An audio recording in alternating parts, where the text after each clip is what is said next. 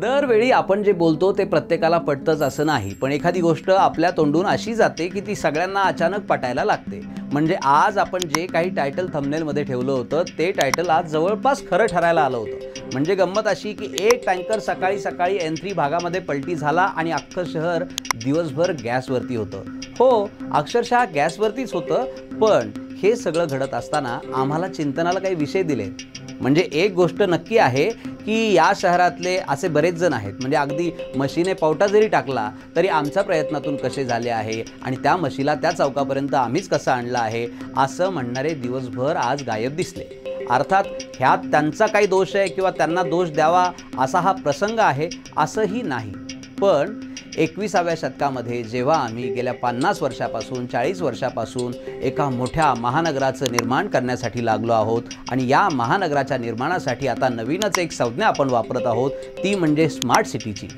ती संज्ञा कितपत योग्य आहे आणि त्या संज्ञेच्या पाठीमागे पळणं म्हणजे नेमकं काय आहे याची प्रचितीच या प्रसंगाने आपल्याला दिली आहे। हो, स्मार्ट सिटी योजना किती चांगली आहे किती वाईट आहे याचं चिंतन आपण थोडं नंतर करू, पण वाढत्या शहराचं नियोजन करणं किती आवश्यक आहे हे चिंतन मात्र या निमित्ताने व्हायला हवं आणि ते आपण केलंच पाहिजे। आज सकाळी N3 भागामध्ये झालेल्या टँकरमधूनची गॅस गळती आणि त्यानंतर आपल्या सगळ्यांचे टांगणीला लागलेले जीव हे आपल्याला काही प्रश्न विचारतायत। ते प्रश्न आपण स्वतःला सुद्धा विचारले पाहिजे। म्हणजे दरवेळी राजकारणी लोक, प्रशासनातले लोक हे जबाबदार असतात असं अजिबात नाही।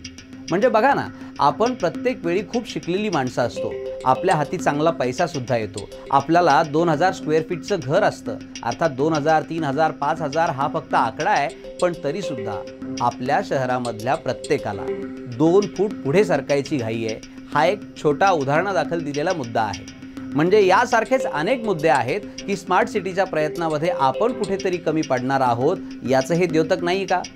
म्हणजे आज जेव्हा N3च्या रस्त्यावरती तो टँकर पलटी झाला होता आणि गॅसची गळती त्यातून होत होती, त्यावेळेला आपल्याला गेल्या 40 वर्षामध्ये एकही चांगला पर्यायी रस्ता त्या भागातून आपल्याला देता आला नाही आणि त्याचं नियोजन करता आलं नाही। ह्याचं उत्तर कोण देणार?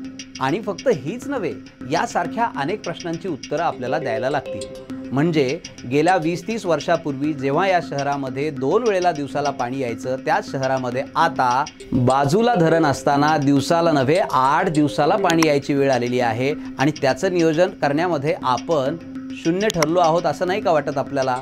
याला जबाबदार कोण? आम्ही कसे प्रयत्न करत आहोत? आमचा निधी कसा आला आहे? अहो, हे सगळं ठीक आहे, आमचे काळ्याचे पांढरे झाले, पण तुमच्या त्या योजना या शहरापर्यंत आल्या नाही हे खरं आहे।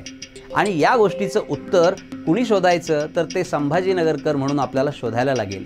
एक छोटासा टँकर आणि त्या छोट्याशा टँकरमधून उद्भवणारा मोठा अपघात या अख्ख्या शहराला चॅलेंज करून जातो आणि चॅलेंज केल्यानंतर प्रशासनाला काही प्रश्न विचारतो।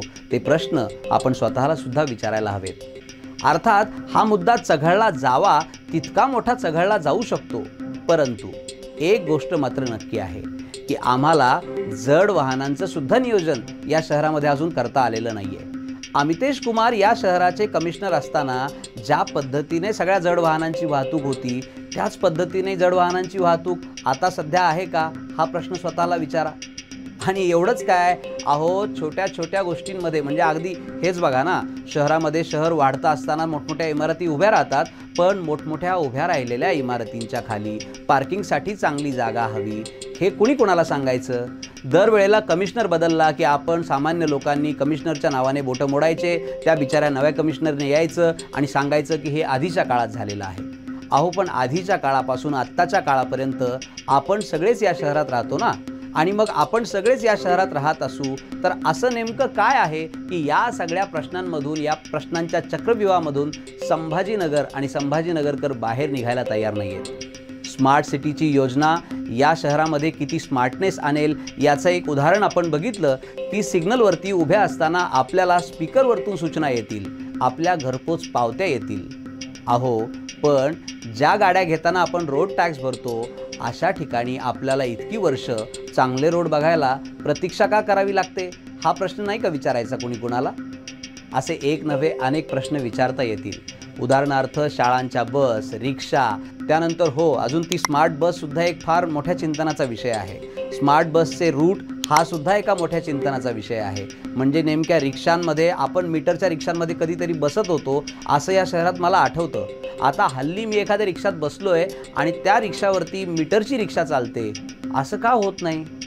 स्मार्ट सिटी आपल्याला करायची असेल तर माणसांनाही स्मार्ट व्हावं लागेल आणि पर्यायाने प्रशासनाला सुद्धा ती स्मार्टनेस कृतीतून दाखवायला लागेल। कुणालाही ज्ञान द्यायची माझी अजिबात इच्छा नाही, पण एक प्रसंग असतो आणि निमित्त घडून जातं, गोष्टी समोर येतात आणि त्या तुमच्यासमोर मांडाव्याशा वाटतात।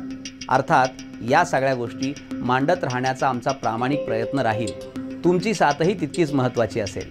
व्हिडिओ आवडला असेल तर नक्की शेअर करा आणि हो, सबस्क्राईब करायला विसरू नका।